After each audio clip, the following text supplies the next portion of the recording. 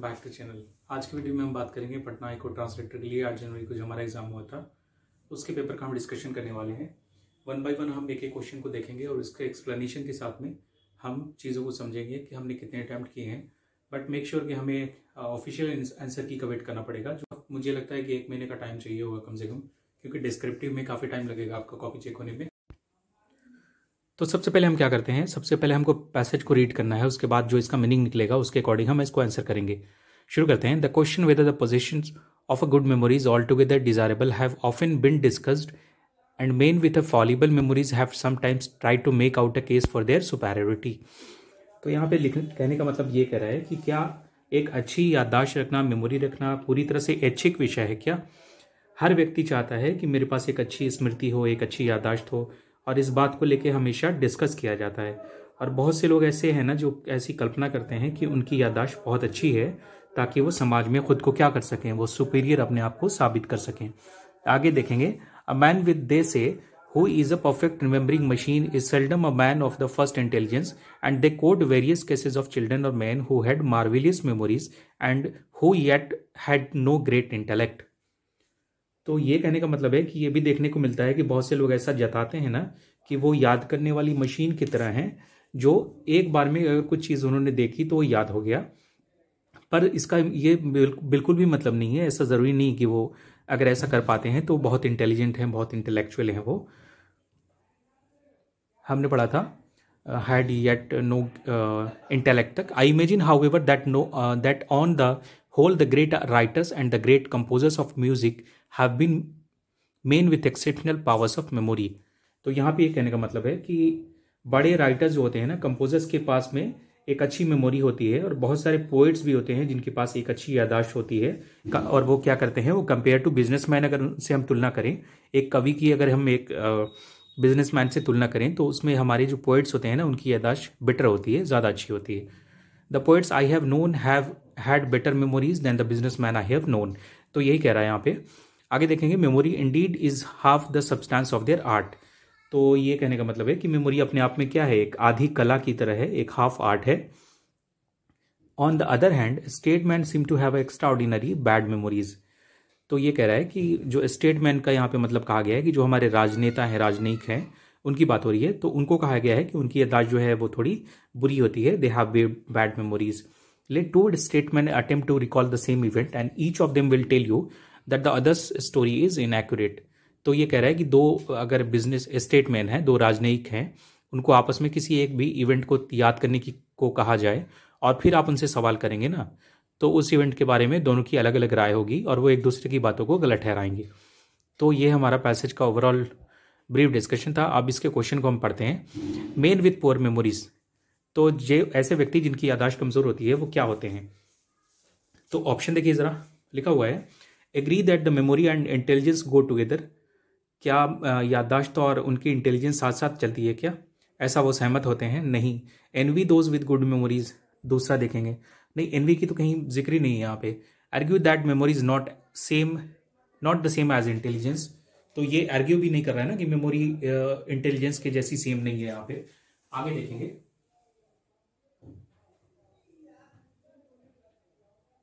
तो इसमें हमारा दो का कौन सा हो जाएगा, पहला का कौन सा हो जाएगा? सी हो जाएगा।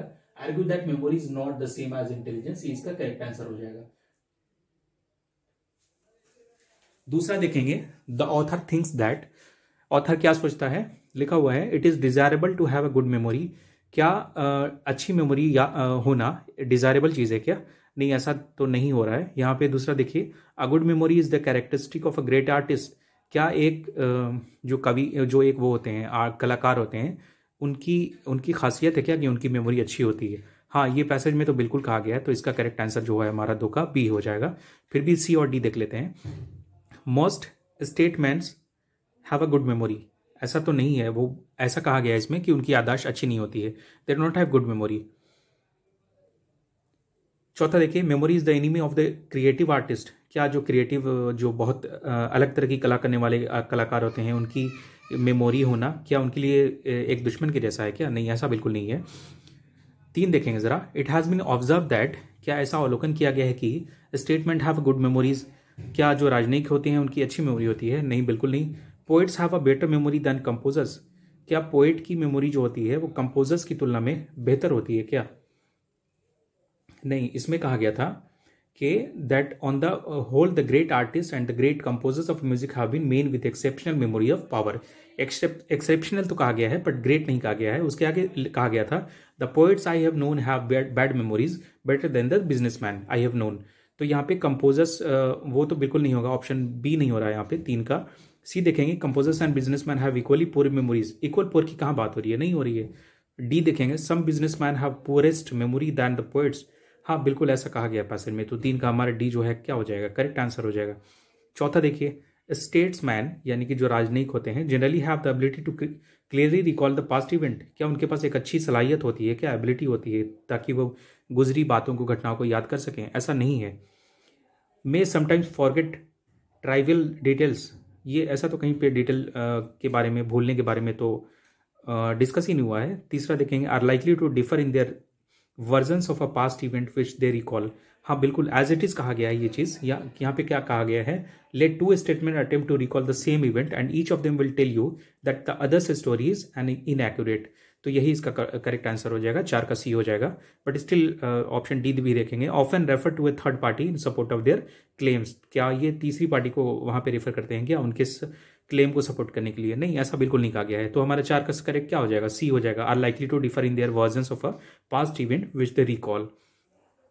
तो ये हमारा करेक्ट हमारा ऑप्शन था यहाँ पे। तो आज के डिस्कशन को कंटिन्यू करते हुए हम क्वेश्चन नंबर 5 से 9 के बीच में देखेंगे। इन the following question out of the 4 alternatives select word nearest in the meaning of the given word. तो हमें 4 ऑप्शन दिए गए हैं और एक जो हमारा क्वेश्चन है उसके सिमिलर कौन सा वर्ड है वो हमें फाइंड आउट करना है। तो प्रीटर नेचुरल का मतलब सबसे पहले समझना पड़ेगा। प्रीटर नेचुरल मतलब होता है अलौकिक, यानी इस संसारिक दुनिया से परे जो होती चीज़ें होती हैं। स्टिल्दी मतलब आप जानते हैं, स्टिल मतलब क्या होता है, चुराना या फिर गुप्त होना, अप्रकाशित रहना। नॉर्मल आप सभी जानते हैं ना, नॉर्मल मतलब साधारण। और एक्स्ट्राऑर्डिनरी मतलब गैर मामूली। तो प्रीटर नेचुरल मतलब अलौकिक है, मतलब थोड़ा हटके है, वो इस संसार से अलग चीज़ें हैं। एक्स्ट्राऑर्डिनरी का मतलब क्या है, वो मामूली नहीं है, वो गैर मामूली है। तो हमारा इसका सुटेबल ऑप्शन जो हो जाएगा क्वेश्चन नंबर 5 का, वो क्या हो जाएगा, एक्स्ट्राऑर्डिनरी हो जाएगा, प्रीटर नेचुरल का सिमिलर वर्ड। फिर भी हमें चौथा ऑप्शन देखना है। फिक्टिशियस मतलब आप जानते हैं, फिक्टिशियस का मतलब होता है बनावटी होना या फिर मनगढ़ंत होना। और आगे देखेंगे, आगे हमारा क्या है, परडिशन। तो परडिशन मतलब होना है तबाही होना या विनाश होना, ये इसका मतलब होता है। सीक्रेट आप जानते हैं, किसी चीज़ को राज रखना, छुपाना, वो सीक्रेट चीज़ें होती हैं। जेल सेंटेंस मतलब अ टर्म ऑफ इम्प्रिजनमेंट होता है, किसी को सज़ा देना जेल की, वो हमारा जेल सेंटेंस कहलाता है। सिविल अनरेस्ट क्या होगा, सिविल अनरेस्ट आप जानते हैं ना कि अभी श्रीलंका का एग्जाम्पल ले लें तो वहाँ पे बिल्कुल मतलब ऐसी स्थिति पैदा हो गई थी कि अराजकता वाली, जहाँ पे नागरिकों के बीच में अशांति थी। लोग राष्ट्रपति भवन में जाके लूटपाट कर रहे थे, वहाँ खाने पीने के लिए चारों तरफ से जिसको जो मिला वो लेके आ जा रहे थे। तो that is called civil unrest. तो नागरिक अशांति वहाँ पे हुई थी। इटर्नल डेथ मतलब क्या होता है, miserable fate of wicked in hell. मतलब ऐसा माना जाता है ना बहुत सारे रिलीजन में कि इस दुनिया के बाद भी आपको दूसरी दुनिया है जहाँ आफ्टर लाइफ आपको गुजारनी है। वहाँ पे अगर आप गलत काम करेंगे ना तो आपको क्या करना पड़ेगा, आपकी तकदीर जो है वो बहुत बुरी स्थिति में होगी और आपको नर्क की आग में जलना पड़ेगा। तो ये यहाँ पे तात्पर्य निकल रहा है किसका, हमारा इटर्नल डेथ का। और परडिशन मतलब तबाही होना होता है। तो दोनों का सेंस तो बिल्कुल यहाँ पे सिमिलर हो रहा है। तो हमारा 6 का जो करेक्ट आंसर हो जाएगा that will be option number D, eternal death. आगे देखेंगे हैकिंड।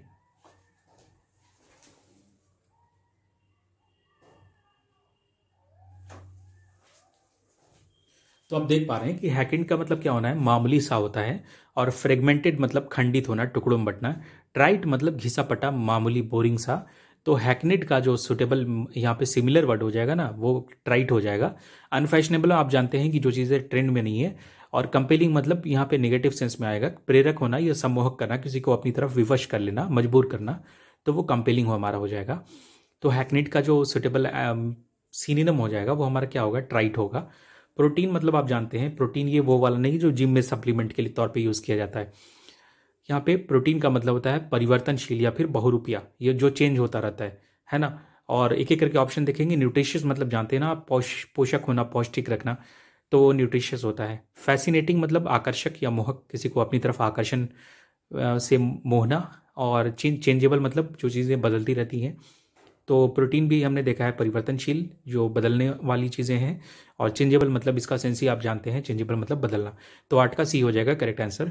डिसेटफुल का मतलब क्या होता है? छल, कपट या फिर धोखा देना, इसको हम डिसेटफुल कहते हैं। तो हमारा 8 का क्या हो जाएगा? सी करेक्ट आंसर हो जाएगा। क्रिस्टफालिन मतलब क्या होता है? उदास होना। तो क्रिस्टफालिन के लिए हम याद रख सकते हैं कि क्रिस जो था वो फॉल हो गया, मतलब गिर गया, तो उदास हो गया, उसको चोट लग गई। तो क्रिस्टफालिन मतलब इस तरह से कुछ ट्रिक हमें यूज़ करना पड़ेगा जो हम वोकैब को अपनी अच्छी तरह से याद रख सकें, क्योंकि हम इसको रटेंगे तो हमारा ये कुछ दिनों के बाद हम भूल जाएंगे। तो हमें क्या देखना है? क्रिस्टफालिन का सिनोनिम देखना है। तो जुबिलेंट मतलब जानते हैं ना आप, आनंद करना, उल्लासित होना, वो जुबिलेंट का मतलब होता है। इम्पिक्यूनिस मतलब बेचारा, गरीब, निर्धन, ये सेंस होता है इसका। और आपका डिजेक्टेड मतलब उदास होना, खीन होना। तो बिल्कुल हमारा 9 का मिल रहा है ना, क्रिस्टफालिन का डिजेक्टेड हमारा करेक्ट आंसर हो जाएगा। फियरफुल मतलब भयभीत है, तो ये हो ही नहीं सकता। तो हमारा जुबिलेंट, इम्पिक्यूनियस, फियरफुल ये नहीं हो रहा है। हमारा 9 का क्या हो रहा है? डिजेक्टेड मतलब उदास होना, और क्रिस्टफालिन का मतलब भी उदास होना होता है। तो अभी तक हमने देखा था हमारे सिनोनिम्स को आंसर करना था। अब हमें इसके एंटोनिम यानी अपोजिट वर्ड निकालने हैं। एब्स्टेमियस का मतलब क्या होता है बताइए जरा। एब्स्टेमियस मतलब होता है संयमी होना, परहेजगार होना। रेजिस्टेंट मतलब जानते हैं आप, अधीन रखना, नियंत्रण में रखना, दबाना अपने किसी भी व्यक्ति को। और सेल्फ इंडल्जेंट का मतलब क्या होता है ना? सेल्फ इंडल्जेंट मतलब असंयमी, मतलब वो उस पर कंट्रोल ही नहीं किसी का, वो अपने आप में कंट्रोल से बाहर है, संयमी नहीं है वो। तो हमारा ये इसका एंटोनिम बिल्कुल हो जा रहा है हमारा किसका? एब्स्टेमियस का। फिर भी देखना पड़ेगा नेक्स्ट ऑप्शन। एब्सटीनेंट का मतलब परहेजगार और संयमी। और ऑस्टियर मतलब जानते हैं ना आपकी, कोई ऐसा व्यक्ति जो साधु संत महात्मा होता है, जो हिमालय वगैरह पे जाकर तपस्या करते हैं, वैसे व्यक्ति क्या होते हैं? ऑस्टियर कहलाते हैं हमारे। अति संयमी होते हैं, बहुत गंभीर होते हैं वो। तो हमारा आप देख पा रहे हैं रेजिस्टेंट, अब्सटिनेंट और ऑस्टियर ये बिल्कुल एक तरह के हैं। और हमारा सेल्फ इंडल्जेंट जो है ना, वो थोड़ा ही अपोजिट आ रहा है इसमें। तो ऑब्स्टेमियस का हमारा बी ऑप्शन करेक्ट हो जाएगा। बैनाल देखेंगे 11 नंबर पे। तो बैनाल का मतलब क्या होता है? बैनल मतलब तुच्छ होना, मामूली सा कोई चीज़, बिल्कुल साधारण सा। और हैकनिड मतलब भी साधारण होता है। ऑर्डिनरी मतलब आप जानते हैं सामान्य या साधारण। और कॉमन प्लेस भी आप जानते हैं क्या होता है? सामान्य या साधारण होता है। तो हैकनिड, ऑर्डिनरी और कॉमन प्लेस ये बिल्कुल एक सा हो रहा है, पर इसमें इंटरेस्टिंग जो है ना वो बिल्कुल इसका अपोजिट मीनिंग निकल के आ रहा है। तो हमारा इंटरेस्टिंग किसका अपोजिट हो जाएगा? बैनाल का हो जाएगा हमारा 11 का सी। 12 देखेंगे डिक्रेपिट। डिक्रेपिट मतलब ऐसी कंडीशन या फिर ऐसी पुअर हेल्थ किसी की जिसकी वजह से उसकी स्थिति बहुत खराब हो जाए, तो ये डिक्रेपिट का मतलब होता है। अब एक एक करके ऑप्शन देखेंगे। स्टडी मतलब क्या होता है? स्टडी मतलब होता है तगड़ा होना, बलवान होना, दबंग होना, यानी बहुत मजबूत रहना। और फीबल जानते हैं आप, कमज़ोर होता है। डिलेपिडेटेड मतलब उबड़ खाबड़, नष्ट होना, जीर्ण होना। रिकेटी मतलब भी यही मतलब होता है। तो हमारा फीबल, डिलेफिडेटेड और आपका रिकेटी ये बिल्कुल एक जैसे हो रहे हैं, पर हमारा स्टडी जो है ना वो किसका अपोजिट हो जा रहा है? डिक्रेपिट का। तो हमारा 12 का क्या हो जाएगा? 12 का ए हमारा स्टडी इसका करेक्ट आंसर हो जाएगा। 12 तक देख लिया था हमने। अब देखेंगे 13 से। जेटिसन। जेटिसन का मतलब क्या होता है? बाहर फेंकना, किसी की चीज़ को निकाल देना, फेंक देना। और आप जानते हैं कि एब्डिकेट मतलब त्यागना, एबेंडन मतलब अकेला छोड़ देना, और डिस्कार्ड मतलब खारिज कर देना, नलीफाई करना, उसको रिजेक्ट करना। तो हमारा डिस्कार्ड, एबेंडन और अब्डिकेट ये एक तरफ हो रहे हैं हमारे, पर एक्सेप्ट जो है हमारा है वो जेटिसन का क्या हो रहा है? अपोजिट हो जा रहा है। तो 13 का हमारा आंसर हो जाएगा ऑप्शन नंबर ए। 14 देखेंगे जरा। जोवियल मतलब क्या होता है? जोवियल मतलब जो उल्लासपूर्ण होना, बहुत खुश वाली स्थिति, खुशी वाली स्थिति पैदा होना। और लाफ्टर, स्माइल और चीयरफुल ये बिल्कुल इसके सिनोनिम्स हो जाएंगे। हमारा सैड क्या हो जाएगा? अगर कोई व्यक्ति उल्लासपूर्ण है, दूसरा व्यक्ति क्या होगा? उसका अपोजिट सैड होगा ना। तो जोवियल का हमारा 14 का डी ऑप्शन करेक्ट हो जाएगा हमारा। अभी आप देख पा रहे हैं कि हमें 15 से 19 के बीच में क्या करना है। Choose the alternative which best express the meaning of the given idioms और प्रोवर्ब्स। तो कुछ नीचे में आपके एडियम्स और प्रोवर्ब्स दिए गए हैं, उनके हमें मीनिंग बताने हैं। मच एडो अबाउट नथिंग, तो इसका मतलब क्या होता है जरा बताइए। चारों में से ऑप्शन एक एक करके पढ़ेंगे। टू टेक समथिंग सीरियसली, नहीं ये नहीं होता है। टू प्ले फॉल्स, ये भी नहीं होता है। टू मेक फस, झंझट खड़ा करना, बखेड़ा खड़ा करना, ये बिल्कुल होता है। टू ऐड, ये भी नहीं होता है। तो मच एडो अबाउट नथिंग का मतलब होता है अ लॉट ऑफ फस about something which is not important, मतलब जो ज़रूरी नहीं है उसके बारे में भी आप एकदम तमाशा किए हुए हैं, तो वो हमारा मच एडो अबाउट नथिंग कहलाता है। तो इसका क्या मतलब होगा? टू मेक फस हमारा जो 15 का सी होगा वो करेक्ट आंसर हो जाएगा। कम क्लीन, बताइए ज़रा कम क्लीन का मतलब क्या होता है? अगर जनरल सेंस में बात करें तो इसका मीनिंग क्या निकल रहा है? साफ सुथरा होके आना, है ना, कम क्लीन। तो ऑप्शन देखिए। टू स्टॉप बोस्टिंग, ये तो इसका मतलब नहीं होगा। नॉट फाउंड गिल्टी, गिल्टी मतलब अपने आप को बिल्कुल गिल्ट मतलब शर्मिंदा महसूस करना। गिल्ट होना अपने आप में, तो ये भी तो नहीं हो रहा ना। कन्फेस, टू कन्फेस मतलब अपनी कोई कोई राज की बात है, वो बिल्कुल राज को खोल देना, अपनी बात को शेयर कर देना, तो ये हो जाएगा हमारा क्या, कम क्लीन का मतलब be completely honest, keep nothing hidden, मतलब पूरी तरह से ईमानदार होकर के कुछ छिपाना नहीं। तो ये क्या हो रहा है, टू कन्फेस इसका मतलब होता है। तो कम क्लीन का 16 का सी हमारा करेक्ट हो जाएगा। अब ये बहुत ही पॉपुलर इडियम है हमारा, द गिफ्ट ऑफ द गैब। गिफ्ट ऑफ द गैब का मतलब होता है कि बहुत ही एक ऐसा व्यक्ति जो बातचीत करने में बड़ा महारत हासिल है उसको, अपनी बातों से वो किसी को कायल कर लेता है, अपनी बात मनवा लेता है। तो एक एक करके ऑप्शन देखेंगे। पहला ऑप्शन है टैलेंट फॉर टॉकिंग परसुएसिवली, बिल्कुल यही होगा। गिफ्ट ऑफ द गैप का मतलब होता है एक ऐसी कला बातचीत करने की जिससे आप अपनी बातों से दूसरे को कायल कर लेते हैं। बाकी तीनों ऑप्शन जो हैं आपके सुटेबल नहीं है। तो अगले क्वेश्चन पे चलते हैं। To play second fiddle. To play second fiddle का मतलब होता है कि यानी कि आप to have a subordinate role to someone और समथिंग और be treated as less important than someone और समथिंग, मतलब किसी को आप लेस इम्पोर्टेंस ट्रीट करते हैं ना, तो वो आपका टू प्ले सेकंड फिडल कहलाता है, 18 नंबर का। तो ऑप्शन देखिए, to be happy, cheerful and healthy. दूसरा ऑप्शन है to reduce importance of one's senior. तीसरा ऑप्शन है to support the role of and view of another person. And the fourth option is to be doing something dishonest to get money. तो इसका आप बताइए ज़रा comment करके 18 का कौन सा ऑप्शन सुटेबल है आपका। 19 में हम देख रहे थे ना कि टू क्रैक द वीव का मतलब क्या होता है। तो टू क्रैक द वीव का मतलब होता है यूज़ पावर और authority to make a person और ग्रुप वर्क हार्डर और हैव अ डिसिप्लिन वे। यानी कि आप क्या करते हैं, आप किसी को ज़बरदस्ती अपने फोर्स के बलबूते पे उससे काम करवाते हैं, तो वो आपका क्या कहलाता है, टू क्रैक द वीव। तो ऑप्शन है हमारे something that is easy to do, ये नहीं होगा। टू मेक समवन, तो देखिए the minister was suspected of using undue influence to place his relatives in lucrative post. यानी जो मंत्री जी थे उन्होंने अपने पद का गलत इस्तेमाल किया किसी अपने रिश्तेदार को रखवाने के लिए किसी पद के लिए। तो यहाँ पे क्या कहलाएगा, वो चीज़ जो है आपकी नेपोटिज्म कहलाएगी। प्लेगरिज्म का मतलब आप जानते हैं साहित्य की चोरी करना होता है। और दूसरा ऑप्शन हमारा क्या है, पैरोचियलिज्म का मतलब, पैरोकियलिज्म का मतलब होता है कि स्थानीयता जो है यानी लोकेलिटी, या फिर अगर कोई चीज़ संकीर्ण है एक पार्टिकुलर प्रांत को लेकर के इसको हम यूज़ करते हैं। फिर आपका इनसॉबर्डिनेशन मतलब आप जानते हैं अवज्ञा करना, यानी कि किसी की आप डिसओबीडियंस होते हैं ना किसी के लिए, या इम्पॉलाइटनेस रखते हैं, तो वो आपका इनसॉबर्डिनेशन कहलाता है। तो ये चार ऑप्शन हमने देख लिए हैं। हमारा अगला ऑप्शन है the abbeys of boys was suffering from indigestion.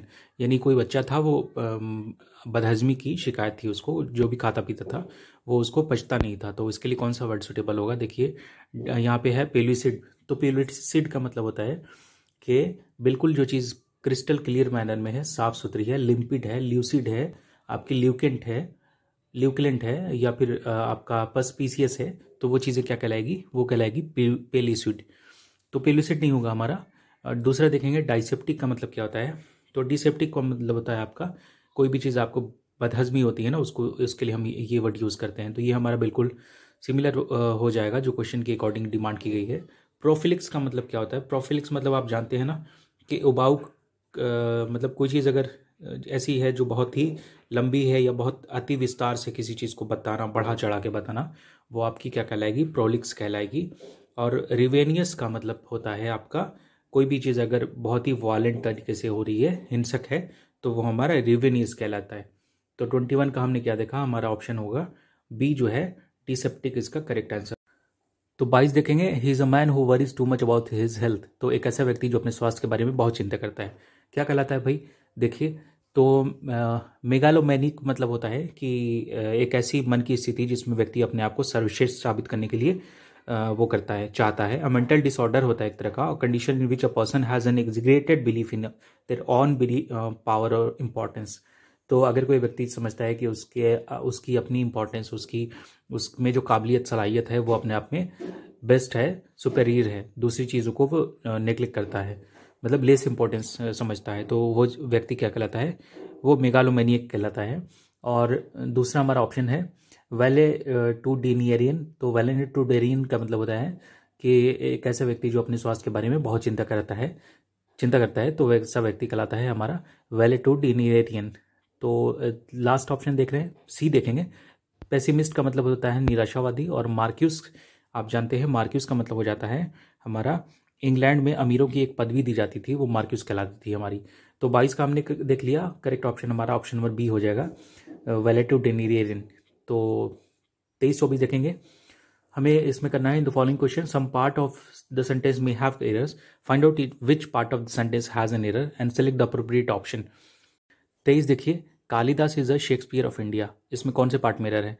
हम जानते हैं सभी कि हमें आर्टिकल द का यूज शेक्सपियर के पहले करना पड़ेगा, Kalidas is the Shakespeare of India हो जाएगा, so error lies in part C. 24 देखेंगे, you can not pass unless you do not work hard. तो A B C D 4 option में किस में एरर है? तो हम जानते हैं कि जब अनलेस हमने ऑलरेडी यूज़ कर लिया है तो डू नॉट का यूज़ का उसका मतलब ही नहीं बनता है। तो you can not pass unless you work hard, तो हमारा डू नॉट हट जाएगा यहाँ पे, तो हमारा ऑप्शन है जो है सी में हो जाएगा। यहाँ पे नॉट का यूज़ नहीं करेंगे हम, 24 में नॉट का यूज़ नहीं हो पाएगा, तो उससे एरर सी हमारे 23 और 24 दोनों में सी पार्ट में एरर है। अब 25 से लेकर 26 तक देखेंगे, हमें कंप्लीट करना है सेंटेंस प्रोवर्ब्स या सेइंग्स को ध्यान में रखते हुए। You can not make bricks without, हमारा यहाँ पे हो जाएगा you can not make bricks without a straw. ये एक तरह का बहुत ही पॉपुलर हमारा क्या है, प्रोवर्ब है, जिसमें कह सकते हैं कि नथिंग कैन बी मेड और अकम्प्लिश विदाउट प्रॉपर और एडिक्वेट मटेरियल और इन्फॉर्मेशन। मतलब आपके पास सारी चीज़ें कंप्लीट नहीं है तो आप उसको कंप्लीट तरीके से बना नहीं सकते हैं, तो इसी हालत में हम कहते हैं you can not make bricks without a straw. अब देखिए हमारा है अगला, तो 26 देखिए, discretion is the better part of valour होगा यहाँ पे। ये एक ईडियम है जिसका मतलब होता है it is better to be careful than to do something that is dangerous and unnecessary. तो हमें ध्यान रखना पड़ेगा, अगर कुछ ऐसी चीज़ें ना करें जो हमारे लिए खतरनाक और अननेसेसरी है, तो वैसी हालत में हम ईडियम का यूज़ कर सकते हैं, that is discretion is the better part of valour. तो 26 का ए हो जाएगा। अब ये स्पेलिंग मिस्टेक है 27 और 28 में, ये आप ऑलरेडी कर चुके होंगे, तो इसको मैं प्रोसीड करके कंटिन्यू कर रहा हूँ। हम देख रहे हैं 29 और 30, no sooner did the match begin dash the run started. तो नो सूनर के साथ हमेशा दैन का यूज़ करते हैं प्रीपोजिशन का, तो इसमें कोई डाउट का मामला ही नहीं है हमारा। 30 देख लेंगे, last night mister and Mrs Gandhi were blessed. तो ब्लेस के साथ किस प्रीपोजिशन का यूज़ होता है ये बताना है आपको। तो ब्लेस के साथ ऑन का यूज़ नहीं होगा, ओवर का यूज़ नहीं होगा, बाई का यूज़ नहीं होगा, bless with a baby boy होगा। तो 30 का हमारा ऑप्शन नंबर डी करेक्ट हो जाएगा। हमने इंग्लिश के सेक्शन के सारे क्वेश्चन को कवर कर लिया है, अब हम हिंदी के तरफ बढ़ते हैं। 31 से लेके 34 तक देखेंगे। पहला हमारा क्वेश्चन है 31 नंबर में, अमीय का मतलब क्या होता है और उसका हमें पर्यायवाची बताना है। तो अमीय मतलब होता है पीयूष, सोम, अमी, जीवनदोयक, अमृत, सुधा। तो इसमें हमारा सुधा निकल के आ रहा है सामने। विष, मधुप और आम्र नहीं होगा, तो 31 का बी करेक्ट आंसर हो जाएगा। मृगेंद्र का मतलब क्या होता है? तो मृग से बहुत लोगों ने सोचा होगा कि यहाँ पे मृग का मतलब हिरन होता है, तो हिरन को लगा दिया जाए, पर ये आपका गलत हो जाएगा। मृगेंद्र का मतलब होता है हमारा शार्दुल यानी कि शेर, वनराज, ललित केसरी, हीर, महावीर केसरी, ये सारी चीज़ें मृगेंद्र कहलाती हैं। अही का मतलब सर्प होता है और कुरंग का मतलब हिरन होता है। अंबर का बताना है आपको पर्यायवाची। तो अंबर का मतलब आसमान होता है, आकाश होता है, अनंत, नभ या गगन होता है। तो अंबर का एक और पर्यायवाची होता है व्योम, जो हमारा करेक्ट आंसर हो जाएगा। रजनीश, मनमथ और सैंधव ये हमारा सुटेबल ऑप्शन यहाँ पे नहीं हो रहा है। अगले की तरफ बढ़ेंगे, भागीरथी का पर्यायवाची बताना है। तो भागीरथी का मतलब जान लेते हैं पहले। सुरसरी, त्रिपुत्रिणा या देवनदी या गंगा को कहते हैं भागीरथी, और जानवी भी हम गंगा को ही कहते हैं। तो हमारा भागीरथी का पर्यायवाची हो जाएगा जानवी। जलधि, सविता और वनिता इसके पर्यायवाची नहीं होंगे। तो हमने अभी तक देख लिए थे पर्यायवाची, अब हमें विलोम शब्द देखने हैं। आलोक का आपको विलोम बताना है। तो आलोक मतलब दृष्टि या देखना होता है। तिमिर मतलब जो देख पाने की स्थिति नहीं होती है। तो अद्भुत, अज्ञात, उजाला ये नहीं होगा। तिमिर आलोक का अपोजिट हो जाएगा, यानी कि विलोम शब्द। आरवी भाव का मतलब होगा प्रकट होना या उत्पत्ति होना, और तीरो भाव इसका अपोजिट हो जाएगा उत्पत्ति, सुप्त और संभाव इसके सुटेबल आंसर नहीं है। ये अर्वाचीन, ये बहुत रिपीटेड क्वेश्चन है, most of the time exam में रिपीट हुए हैं अलग अलग। तो अब हमें 38 से लेकर 42 तक अनेक शब्दों के लिए एक शब्द का यूज़ करना है। तो जिसे कठिनाई से जीता जा सके ये क्या कहलाता है? ये कहलाता है दुर्जय, यानी कि जिसको जीतने में काफ़ी कठिनाई हो वो दुर्जय कहलाएगा। अजय, अज्ञेय और विजित ये नहीं होगा। हर काम को देरी से करने वाला, 39 देखिए, तो वैसा व्यक्ति दीर्घसूत्री कहलाता है। दीर्घदर्शी नहीं होगा, अंतर्दर्शी नहीं होगा, अदूरदर्शी भी नहीं हो सकता। 40 देखेंगे, अनुशासनात्मक कार्यवाही की प्रक्रिया के फलस्वरूप पद से नीचे उतरना, मतलब किसी पे डिपार्टमेंटल और डिसिप्लिन वे में कार्रवाई की जाए, एक्शन लिया जाए और उसका डिमोशन किया जाए, तो वो क्या कहलाएगा? पदोन्नति, प्रोन्नति और पदावति ये नहीं होगा। हमारा पदवानति यानी पद से आपकी डिमोशन कर दिया जाए, आपको पद से नीचे उतार दिया जाए, तो अनुशासन किस वे में? तो हमारी अनुशासनात्मक कार्रवाई के चलते। तो वैसे ही हालत में हम अनेक शब्दों के लिए एक शब्द जो यूज़ करेंगे वो हमारा हो जाएगा 40 का पदावनति, ऑप्शन नंबर डी। 41 में है मोक्ष की इच्छा करने वाला, तो इसको हम कहते हैं मुमुक्षु, जिज्ञासु, योगी और आस्तिक नहीं होंगे। 42 देखेंगे, किसी के प्रति उदारता एवं कृपापूर्वक किए जाने वाला व्यवहार, तो ये व्यवहार अनुग्रह कहलाता है। विग्रह, अनिग्रह और अवग्रह नहीं होगा, तो 42 में हमारा डी ऑप्शन करेक्ट होगा। हथेली पे सरसों नहीं जमती का अर्थ बताना है आपको, तो ये थोड़ा डाउट वाला मामला हो रहा है। यहाँ पे 2 ऑप्शन दिए गए हैं अलग अलग फॉरम पे। सरसों के लिए ज़मीन चाहिए ये नहीं हो सकता है, सफलता समय पे आती है ये भी नहीं हो सकता है। मुझे ज़्यादा जो अप्रोप्रिएट लग रहा है ना वो ये होना चाहिए कि काम के लिए समय चाहिए, जब चाहो तब काम नहीं हो सकता, यानी हथेली पे सरसों नहीं जमती।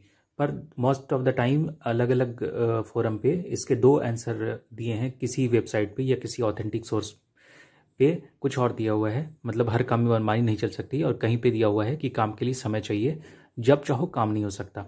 तो बी और सी में थोड़ा कन्फ्यूज़न है, तो ये देखते हैं हमारा ऑफिशियल आंसर की आता है उसमें क्या दिया होता है। तब तक हम अगले क्वेश्चन को देखेंगे। खग जाने खग की ही भाषा, इसका बताना है आपको मतलब क्या होगा। पक्षियों की भाषा जानने वाला? बिल्कुल नहीं, पक्षी अपनी भाषा स्वयं समझते हैं, इसका कोई सेंस नहीं बनता है। पक्षियों की तरह बोलना ये भी नहीं होगा।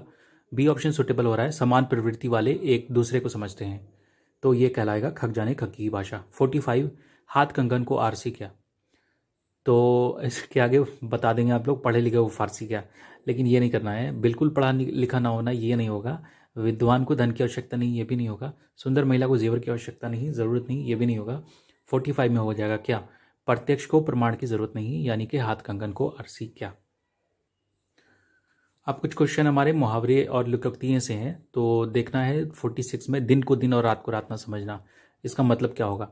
सूर्योदय से रात्रि पर्यंत अथक कार्य करना नहीं, वास्तविकता को समझने की कोशिश ही न करना ये भी नहीं होगा, यथार्थ से अवगत ना होना ये भी नहीं होगा, कोई बड़ा काम करते समय अपने सुख आराम का कुछ भी ध्यान न रखना, यानी कि दिन को दिन और रात को रात ना समझना, है ना। तो 46 का डी हो जाएगा। 47 देखिए, मखमली जूते मारना यानी मीठी बातों से लज्जित करना, तो 47 का ए हो जाएगा, इसमें डाउट ही नहीं कोई। धनी व्यक्ति को प्रताड़ित करना नहीं होगा, व्यंग करना नहीं होगा, अपमानित करना नहीं होगा। 48 से 50 तक देखेंगे, नीचे दिए गए 4 विकल्पों में से सही वर्तनी वाले शुद्ध का चयन करना है शब्द का हमें। तो पुनरुत्थान कैसे लिखेंगे ये दिया जा रहा है, तो बी ऑप्शन देख रहे हैं आप यहाँ पे, फिर से उठना इसका मतलब होता है, तो हमारा ए, सी और डी गलत होगा, ऑप्शन बी सही हो जाएगा। 49 देखेंगे, परिणति का मतलब नतीजा होता है, रिजल्ट होता है, तो ऑप्शन ए सही तरीके से लिखा गया है, सी, बी और डी गलत है। कुमुदनी देखेंगे तो कुमुदिनी होता है, तो 40 का हमारा सी ऑप्शन करेक्ट हो जाएगा, यानी कि कमल को कहते हैं। कुमुदनी नहीं होगा, कुमुदुनी नहीं होगा, और यहाँ पे डी भी नहीं होगा हमारा, तो 50 का सी करेक्ट हो जाएगा। दिगंबर में प्रयुक्त संगीत संधि का नाम बताना है, तो 51 में हमारा दिगंबर में व्यंजन संधि का यूज हुआ है, स्वर संधि, विसर्ग संधि, और इनमें से कोई नहीं, ये ऑप्शन हमारे गलत हो जाएंगे। अब बताइए अवनत शब्द में प्रयुक्त उपसर्ग कौन सा है, तो इसमें अवनत में अव को लगा करके अवनत बना है, नत, अ और अवन नहीं होगा, ए, बी और डी करेक्ट नहीं हो पाएंगे, तो 52 का हमारा ऑप्शन सी करेक्ट है। अब कनिष्ठ में कौन सा प्रयुक्त प्रत्यय है, पहले हमने देखा उपसर्ग, अब बताना है प्रत्यय, तो कनिष्ठ में प्रत्यय कौन सा है? इष्ट प्रत्यय है, इष्ट, यानी कि ऑप्शन नंबर ए। तो हमारा बी गलत हो जा रहा है, सी और डी भी गलत हो जाएगा, तो 53 का हमारा ए ऑप्शन करेक्ट हो जाएगा। दशमुख में कौन सा समास है, तो दशमुख में हमारा बहुव्रीहि समास है, कर्मधारय तत्पुरुष और द्विगुण होगा। अगर नौमुख होता तो हम क्या करते हैं, यहाँ पे नौमुख होता तो हमारा द्विगु समास हो जाता, यानी द्विगु समास में किसी भी संख्यावाचक पद की प्रधानता होती है, और बहुव्रीहि में किसी तीसरे पद की प्रधानता होती है। तो जहाँ पे हमें संख्यावाचक मिलेगा वहाँ पे हम क्या करेंगे, द्विगु लगाएंगे, और जहाँ पे हमें तीसरे पद की प्रधानता होगी। दशमुख मतलब रावण होता है, तो दशमुख आप समझेंगे द्विगु है, पर यहाँ पे तीसरे पद की प्रधानता हो रही है, यानी रावण के बारे में बात हो रही है। तो 54 का हमारा बी करेक्ट हो जाएगा। अब आपके पीताम्बर में कौन सी समास है ये बताना है। तो पीताम्बर में हमारा बहुव्रीहि समास हो जाएगा, क्योंकि इसमें भी हमारे तीसरे पद की प्रधानता हो रही है। द्वंद नहीं होगा, तत्पुरुष और द्विगु नहीं हो सकता। अब वृक्ष से पत्ते गिरते हैं, इस वाक्य में कौन सा कारक है बताना है आपको। तो आपने हिंदी व्याकरण में पढ़ा होगा ना, कर्ता ने कर्म को इस तरह से, तो हमारा आपादान कारक यहाँ पे हो जाएगा, यानी कि आपादान का मतलब से अलग होना होता है। तो हमारा कर्म संप्रदान अधिकरण नहीं होगा 56 में। आपादान कारक मतलब वृक्ष से अलग होकर पत्ते गिरते हैं, तो वो हमारा आपादान कारक हो जाएगा। हिंदी का पैसेज पढ़ेंगे 57 से 60 के बीच में। निम्नलिखित अवतरण को ध्यानपूर्वक पढ़िए और उससे संबंधित प्रश्नों का उत्तर जो लेखक के विचारानुसार हो दिए गए विकल्पों में से चुनिए। अतीत की स्मृति में मनुष्य के लिए स्वाभाविक आकर्षण है। अर्थपराणे लाख कहा करें कि गधे मुर्दे उखाड़ने से कोई फायदा नहीं, पर हृदय नहीं मानता, बार बार अतीत की ओर जाता है, वो अपनी बुरी आदत नहीं छोड़ता। यानी ये कह रहा है कि पुरानी चीज़ों को बार बार इंसान की फितरत होती है, वो बीते हुए समय को याद करता है, गड़े मुर्दे उखाड़ता है और अपनी बुरी आदत नहीं छोड़ता है। इसमें कुछ रहस्य अवश्य हैं। हृदय के लिए अतीत एक मुक्त लोक है, जहाँ पे अनेक प्रकार के बंधनों से छूटा रहता है और शुद्ध रूप से विचरता है। वर्तमान हमें अंधा बनाए रखता है, अतीत बीच बीच में हमारी आंखें खोलता रहता है। यानी ये कह रहा है कि वर्तमान में अगर कोई चीज़ें हमसे मिस्टेक होती हैं, तो अगर पास्ट में हम कुछ चीज़ों में गलती करते हैं तो वो हमारे लिए लेसन रहती हैं। तो बीच बीच में अतीत हमारी आंखें खोलता है, यानी कि हमें उससे सीखने को मिलता है, और वर्तमान में हम अंधा बनाए रखता है, मतलब हम कुछ सीख नहीं पाते हैं। मैं तो समझता हूँ कि जीवन का नित्य स्वरूप दिखाने वाला दर्पण मनुष्य के पीछे रहता है, आगे तो बराबर खिसकता हुआ दुर्भेद्य पर्दा रहता है। तो अतीत पे ही फोकस दिया जा रहा है कि जीवन का नित्य स्वरूप दिखाने वाला दर्पण मनुष्य के पीछे रहता है, यानी अतीत की बात हो रही है। बीती बिसरने वाला आगे की सुध रखने का दावा करे, परिणाम अशांति के अतिरिक्त और कुछ नहीं। वर्तमान को संभालने और आगे की सुध रखने का डंका पीटने वाले संसार में इतने ही अधिक होते जा रहे हैं। संघ शक्ति के प्रभाव से जीवन की उलझनें उतनी ही बढ़ती जा रही हैं। बीता विसारदे का अभिप्राय है जीवन की अखंडता और व्यापकता की अनुभूति का विसर्जन, सहृदयता, भावुकता का भंग, केवल अर्थ की निष्ठुर क्रीड़ा। तो अब हमने पैसेज पढ़ लिया है। अब 57 से हम क्या करेंगे, 60 के बीच में इसका हम आंसर फाइंड आउट करने की कोशिश करेंगे। तो अतीत की स्मृति में मनुष्य के लिए स्वाभाविक आकर्षण है, यानी कि पुरानी चीज़ों को याद करने में, अतीत भूले बिसरे समय को याद करने में स्मृति मतलब याददाश्त होता है, मनुष्य के लिए स्वाभाविक आकर्षण है। क्यों है? क्योंकि मनुष्य वहाँ पे अनेक प्रकार के बंधनों से मुक्त रहता है, जब चाहे वो बीते समय को याद कर सकता है। ये इसका करेक्ट आंसर हो जाएगा। जीवन का नित्य स्वरूप दिखाने वाला दर्पण क्या है? अतीत की स्मृति है। अगर हम पुरानी चीज़ों को याद करते हैं तो वो हमारे जीवन का दर्पण है, वो हमारा रास्ता दिखाएगा। 59 अशांति किसका परिणाम है? तो अशांति किसका परिणाम है? अतीत की विस्मृति का, यानी अतीत की को बार बार हम रिपीट करेंगे पुरानी बातों को, तो वो उससे हमें अशांति होगी। तो हमारा 59 का डी ऑप्शन करेक्ट हो जाएगा। तो अभी तक हमने देखे हिंदी और इंग्लिश के हमारे 60 इंपॉर्टेंट क्वेश्चन जो प्रीवियस ईयर हमारे Patna high court translator exam के लिए पूछे गए थे, जो हमारा 8 जनवरी 2023 को एग्जाम हुआ था। तो अब हमारे क्वेश्चन बच गए हैं, सेक्शन सी बचा हुआ है जनरल अवेयरनेस का। हमारी कोशिश रहेगी नेक्स्ट वीडियो में आने वाले समय में इसको अपलोड किया जाए। तो हमने यहाँ पे डिस्कस किए हैं हिंदी और अंग्रेजी के प्रश्न जो हमारे Patna high court translator exam में पूछे गए थे 8 जनवरी 2023 को।